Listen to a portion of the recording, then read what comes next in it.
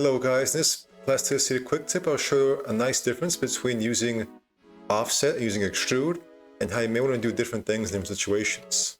And real quick guys, if you want to learn this awesome new program called Plasticity, I've got a course for you in the description. It's the first link there, and it's got a lot of awesome content guys. It's got over 42 hours of educational content. It's got a tree cutting mechs, it's got police robots, Omega, SMGs, cyborg ninjas, and much more. So be sure to check that out.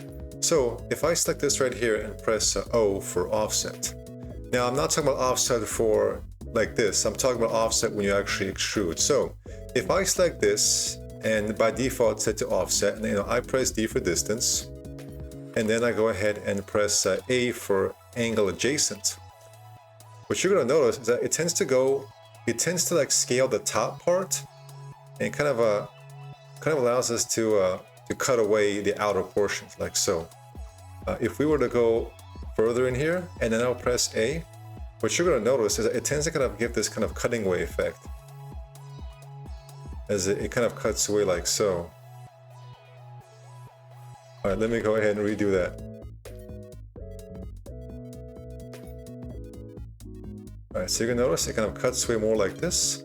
So it gives this nice effect where it kind of keeps growing and cutting away like so, which is definitely useful for designing and happy accidents, and you get some fun designs that way.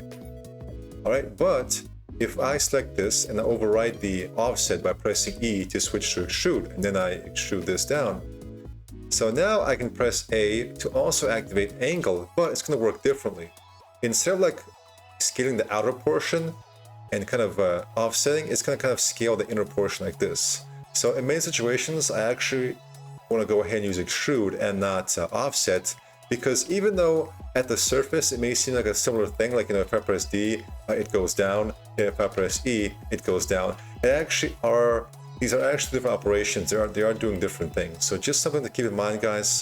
Do not mistake the offset face for the same as extrude. In many situations, when I want to get like this kind of a beveled effect, I do want to actually switch to extrude and not offset.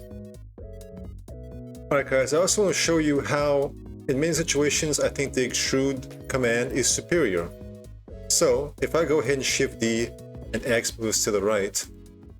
Okay, so if I select this right here and I use offset, the default, so I just press D to activate distance, we're going to get this right there.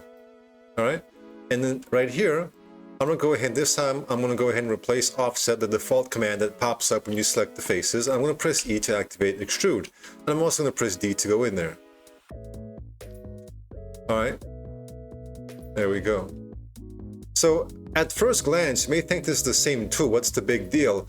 But what you're going to notice something is that when you use offset, you're going to get a lot of strange topology right here, just because it works differently. It's like here I would need to go in here, and I would exit delete that, exit delete this. So because I have to do kind of more work to clean this up. We kind of get that like a little leftover from using offset. But notice here, check this out. When you use extrude, you get a perfectly clean result right here. So guys, many situations, I think extrude is a lot better than using offset.